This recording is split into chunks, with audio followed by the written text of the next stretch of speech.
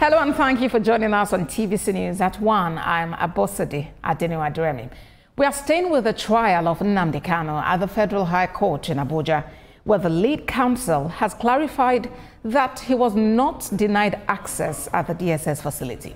At the resumed sitting before Justice James Omotosho, Kanu Agabi SAN explained that the post made by Aloy Jimako, a member of his team, on social media, suggesting that he was not allowed to see Nnamdi Kanu, was misleading.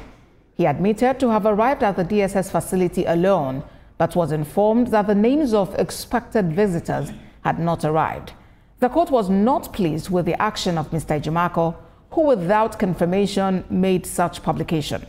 The judge asked him to refrain from making such allegations and posting court documents online as a legal practitioner.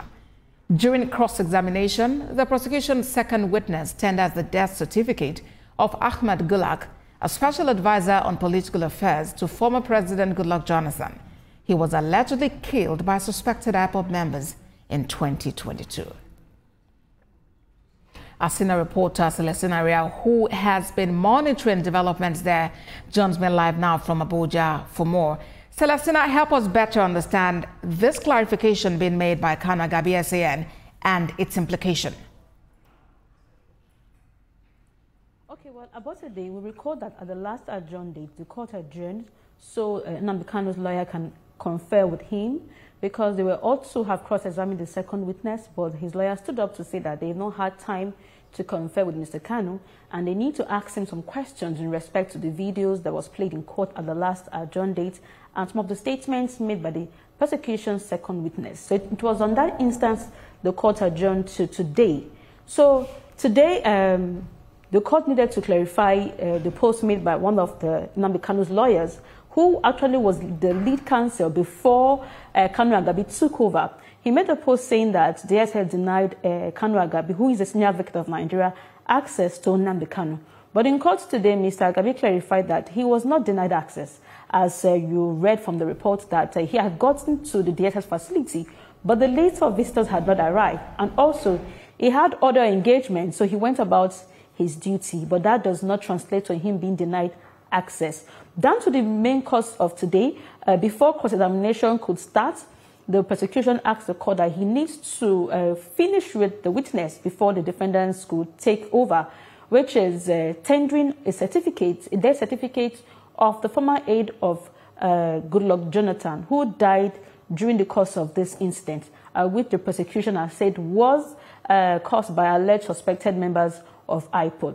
Because at the last adjourned date, the witness had mentioned that the broadcast made by Nnamdi Kanu allegedly incited violence, resulted to the loss of properties and also life. Among those lives was that of Ahmed Gulak. So the prosecution needed to tender that evidence to back up their statement. So they tendered it. So we move about to cross-examination by the defense team. The witness, which is Mr. BBB, a senior officer of the DSS with over 20 years of experience, was asked that what does it make of the solitary confinement of Nnamdi Kanu? Then he said that solitary confinement is not a practice of DSS. He was also asked if the charges are not speculative. He said he did not prepare the charge. He was only in charge of investigation, which is, well, that he said that he was among the team that brought Mr. Kanu from Lagos to Abuja when he was brought back to Nigeria in 2021. So he said he was not involved in preparing the charge. But we also recall that the charge were 15 in number, and Justice Binta Anyanko, the judge that previously handled the case, struck out 8, leaving 7 counts. And that 7 count went up to the Supreme Court and now back at the Federal High Court. So, but also, as the cross-examination was going on, Mr. Kanu Agabi asked that the court adjourn, because according to him, there are some documents they need from the police to prove the innocence of the defendants, of their clients rather, which they have not gotten. So they need time for the police to respond to those documents. But the prosecution has objected because the court had granted accelerated hearing in the matter, which means the case ought to go to day or very short adjournment. But Justice James Omotosho said, for the interest of justice, they should allow the defendants have the time with the police and get all the documents they need. And the court adjourned to 21st of May for continuation of hearing. Celestina, and so what more should we expect in this case now? When next is this coming up for trial, and what other steps are left? How many more witnesses are we likely to have examined in this matter? Okay, well, the prosecution lawyer, Adegboyega Awomolo, senior advocate of Nigeria, had mentioned that when he objected to the adjournment for today, he mentioned that they had 5 other witnesses lined up ready to testify, that the adjournment that the defendants is seeking is to slow down the process, that this whole trial has a lifespan of over 10 years. And so far, this is the time that progress is being made, apart from when Justice Binta struck out some charges.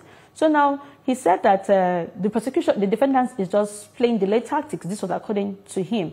But the court said they should allow them and adjourn to 21st. So 21st of May will be back in the court, and the defense team will have the opportunity of cross-examining the prosecution's second witness, who is the DSS officer. I believe they will ask him questions in respect to the video, but they posed a question to him today, which is the interview they conducted with Nnamdi Kanu when he was back in Nigeria in 2021, that the interview was not complete, and also the interviewer's face was not shown, just his voice. But the witness said that that is the practice of the DSS, that the only person seen on camera will be the people being interviewed and not the interviewer. And we also recall that the prosecution had tendered certificate of compliance of these recordings that they had submitted and were admitted in court as exhibit. But so far so good. The defendants, as at that time, said they would not object, that they objected rather, but they will give the reasons for objecting to that admissibility of those documents at a later date. So feel maybe it will come up during the cross-examination. So 21st of May, we'll get to know more. Celestina Area for us in Abuja. Thank you so much for that update.